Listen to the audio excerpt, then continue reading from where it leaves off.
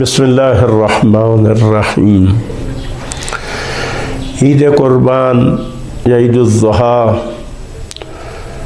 مسلمانوں میں بڑی عید کے نام سے مشہور ہے، اور ہم اس عظیم قربانی جو حضرت ابراہیم علی نبینا و علیہ الصلاۃ والسلام نے اللہ کے حکم سے حضرت اسماعیل کو قربان کرنے کے لیے اپنی آمادگی کو پیش کیا، اور اپنے تئیں حضرت اسماعیل کو خدا کی راہ میں قربان کر دیا، اس کی یاد منانے کے لیے ہر سال مسلمان اس قربانی کی یاد کو تازہ کرتے ہیں اور اس کو مناتے ہیں۔ لیکن اس کا جو فلسفہ ہے اس کی طرف ہمیں توجہ کرنے کی ضرورت ہے۔ یعنی قربانی، اس میں سب سے اہم چیز یہ ہے کہ سب سے پہلے ہم اپنی خواہشات نفس کو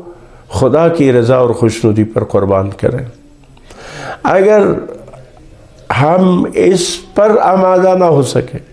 اپنی خواہشات نفس کو ہم قربان نہ کر سکے، اور یہ آمادگی ہمارے اندر نہ ہو، تو یہ پھر ایک رسم ہے، اور رسم کے علاوہ اس کا پھر کوئی اور ہمیں فائدہ عائد نہیں ہوتا۔ دوسری اہم بات اس قربانی میں یہ ہے کہ اس قربانی کو خدا کے لیے انجام دیا جائے، نہ کسی نام و نمود کی نمائش کے لیے، نہ یہ کہ بچوں کو خوش کرنے کے لیے، نہ کسی اور انگیزے اور جذبے کے تحت